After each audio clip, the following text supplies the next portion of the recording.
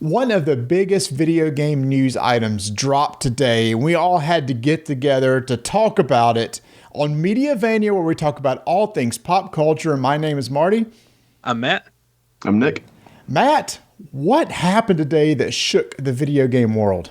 It did. It's insane. Well, coming off of the Microsoft website, Microsoft to acquire Activision Blizzard to bring the joy and community of gaming to everyone across every device.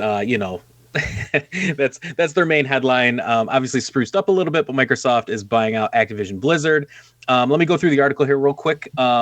Essentially, Microsoft Corp announced plans to acquire Activision Blizzard Inc., a leader in game development and interactive entertainment content publisher. This acquisition will accelerate the growth in Microsoft's gaming business across mobile, PC, console, and cloud, and will provide building blocks for the metaverse. Okay. The next little part here is important. When the transaction closes, Microsoft will become the world's third largest gaming company by revenue, behind Tencent and Sony. The planned acquisition includes iconic franchises such as from Activision, Blizzard, and King studios like Warcraft, Diablo, Overwatch, Call of Duty, and Candy Crush as seen in the picture below, in addition to global esports activities through Major League Gaming. The company has studios around the world with nearly 10,000 employees. So that's kind of the quick and skinny of their announcement this morning. There has been lots of other articles coming up since then, specifically around the CEO of Activision and his part. Nick, did you get an update on that? Because I thought I saw something come through there. Yep. Bobby Kotick's going to be out in 2023. So, we talked about it. I think this is a big reason why he kept his job and wasn't reprimanded in any way. Because I work for a megacorp. I've been on both sides of the acquisitions and mergers in my corporate career. Mm-hmm. And you never change. The board of directors does not want to shake up executive C-suite leadership at this time. It's too critical. So that's why he's staying on, and he's going to probably shepherd it through the handoff period, which is probably going to be about a year, and then they're going to put him out to pasture. But we saw his compensation package, right? He still walks away with like $300 million as his parachute. Yeah. Right. Yeah. Exactly. And so that's much money. I can't even think about that much money, man. Well, I mean, he made 150 in total compensation, 150 million in total compensation the year before. Yeah. But I mean, that's probably a much nicer fate than he deserves, and not just probably. It's a nicer fate than he deserves. Yeah, what did you think of the initial news, Marty? Well, so, I mean, this got to be the largest video game acquisition of all time, right? I mean, everybody was freaking out when, was it $7 billion for ZeniMax, that had Bethesda. Yeah. And now you're talking approaching $70 billion for Activision and Blizzard. So I have very mixed feelings on this. One, good, Activision and Blizzard needs to be shaken up. Something had to change there. Bad, I'm not sure I like the whole monopolistic thing that's going on with Microsoft owning all these major IPs right now. Yeah, and I think that's one of the biggest concerns, especially coming from Sony, PlayStation fans who exclusively only play Sony, is what titles out of this line are going to be exclusive now to Microsoft. And this is a big conversation I had with another group earlier, and it was the first thing that came to our mind is you guys all play PlayStation. You're not going to get Call of Duty anymore, right? Is Call of Duty going to be exclusively on Xbox? And I'm 50-50 on it. I could definitely see it happening, but I could also see it I could see it being something similar to Minecraft, where it's still shared across all the different platforms, just due to that user base already being there, right? I can see both sides. What do you think of the exclusivity part of this? I think it could go either way. I mean, it's another strong offering for Xbox if they can get Call of Duty as an exclusive. But if you know a lot of big Blizzard fans sometimes stick to their own little microcosm, right? They only play other Blizzard games. Mm-hmm. So this is a fresh injection of a new player base, right? And I think, there's some questions about what's going to happen to BattleNet. Is that going to get rolled into Xbox Live over the next couple of years? It also changes Game Pass offerings too, right? Yeah, and I think that's something you have to roll out over time, right? I don't think you just delete, BattleNet and bring everybody over into Game Pass. I mean, BattleNet has its own ecosystem. It has its own, user base. And if you do it over time, that's one thing where you start to implement little things here and there. And then eventually, next thing you know, they just chop off that hand, where people didn't realize it, or as much as just like a turn the switch kind of thing. I don't think that's going to happen. I think there's too many users and there's too many people playing on both to like make any drastic changes right now. Especially even, when we talk about deleting an entire service. Yeah, I'm one of those that I could see it go either way too. I mean, I think they've already said on Bethesda that some of the games that are coming out, maybe Elder Scrolls or something, is going to be like Xbox exclusive. I could be wrong on there. There was some game coming out in the future that, yeah, pretty much they said they were going to be Xbox. Was it Starfield? Yeah, it's Starfield. Maybe Starfield. Okay. I mean, that's the next big game from Bethesda, and I believe the next Skyrim will probably be not Skyrim, but the next Elder Scrolls game will be, exclusive to Xbox as well. Bethesda has pretty much gone full exclusive, as far as I know. I know that this is a little bit different, but in Bethesda past, maybe Activision will do the same. With their Call of Duty, I don't know. I can also see them going, it's like, well, you got a big user base of PlayStations over there. We could sell a lot of copies of Call of Duty. Right. Now, they could do a timed exclusive. Hey, you can only get it on Xbox and PC for the first month. After that, you can get it on Sony. Yeah, for sure. I mean, I could definitely see that. But with the whole Blizzard thing, that's a whole different paradigm of. So here's the thing. Blizzard, from about the mid-90s to the mid-2000s, was my publisher of choice. I loved everything that they did. I bought everything. I loved everything. It's not the same Blizzard anymore, right? The people that made those games are no longer with that company. Right. So when I look at the Blizzard acquisition, Microsoft spent $70 billion to get some of the hottest video game IPs ever. So I'm very curious as to what they'll do with them now. Yeah. Right. Well, we know Diablo 4 is about to come out. Should be out within the year. Overwatch 2 has been delayed a few times, but that's got to be close, right? Yep. So we'll see if they do anything with StarCraft, which is my personal favorite IP. Me too. Right. Well, when you look at things like World of Warcraft and StarCraft, I mean, those are mainly PC games, and I don't see them shying away from. I don't think we're going to start seeing like these drastic ports to console just yet.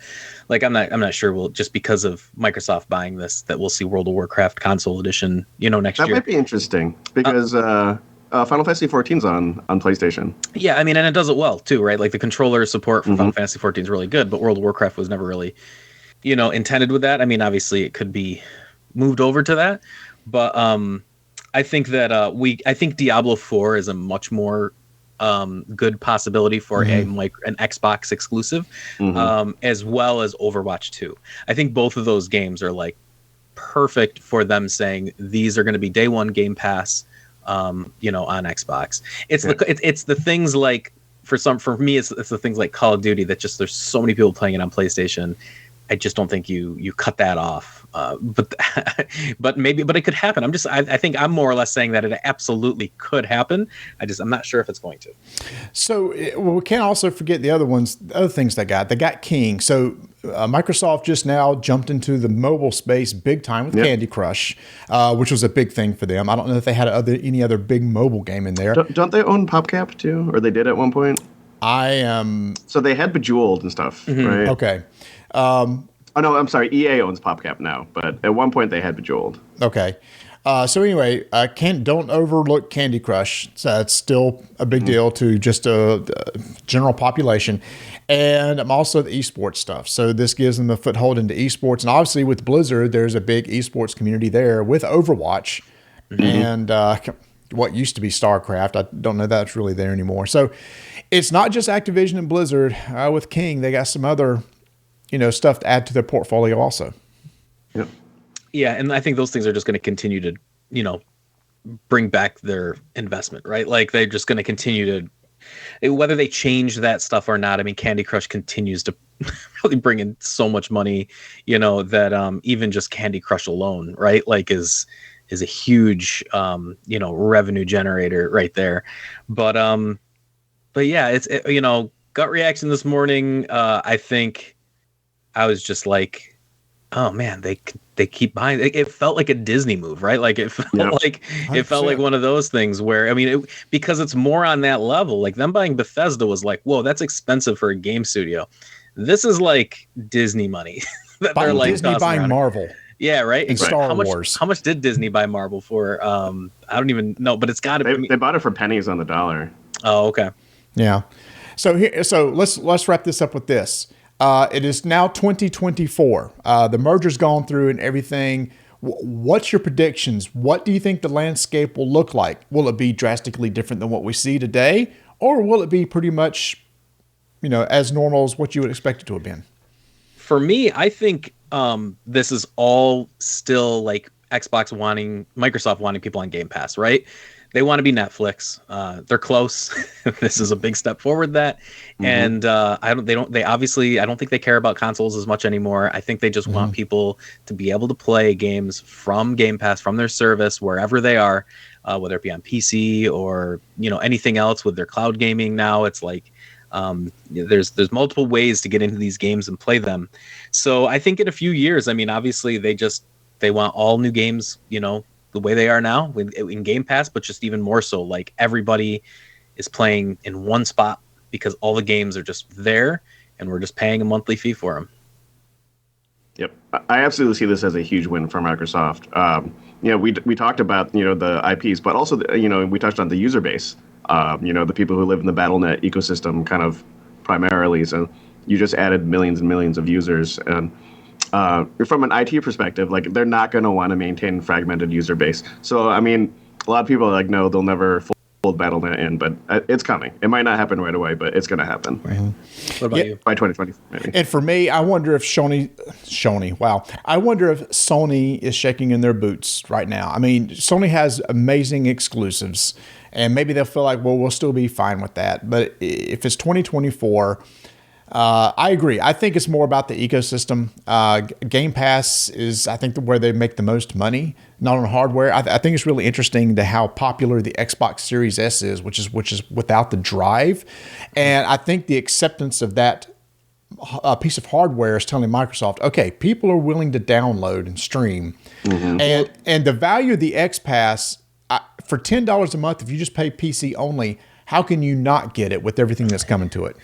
Yeah, the really important thing too is like they're not really making money on consoles, right? And to be honest, Xbox and overall hasn't been profitable for Microsoft as a whole. And I don't even know if it is right now. I haven't dived in deep enough to their numbers, but I know that all of this is just building, we've said over and over again, the ecosystem of getting people in their space to play all of their games. So yeah, the consoles, I mean, they're losing money, I think, on even every of the new Xboxes. I think they're just getting those out there, right? Yeah. I think the only person that's not really too worried about this, personally, I think is Nintendo. I don't know that Microsoft sees Nintendo as like a direct competitor because they share things. There's Ori's on the Switch, and they gave it Minecraft, and they gave it Cuphead. So I don't think it's really interesting how Nintendo doesn't really compete with the other two, but they kind of don't. So when it comes to the Nintendo side of things, I don't think this is really going to affect them at all, personally.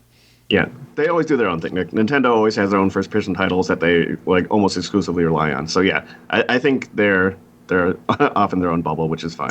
And PlayStation exclusives are outstanding. Like they're some of the best games, if not the best games out there, right? Like, if I can only play the next God of War, right, on PS6 or 7 or whatever we're at, down the road, where everything's, I will probably have that console if that's still the way. But we also have to keep in mind that Sony does plan on doing something similar to Game Pass, right? Like their Project Spartacus, or whatever they plan on calling it right now.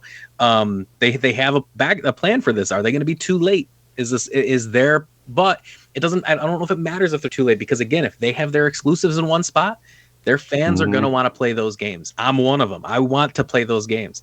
I don't have a preference over one console or another. I love all the systems. I love all the games for their own reasons. I mean, sure, in a perfect world, everything would be on just one place and I wouldn't have to worry about it. But that's not how this has ever gone. And I don't see that happening in the future.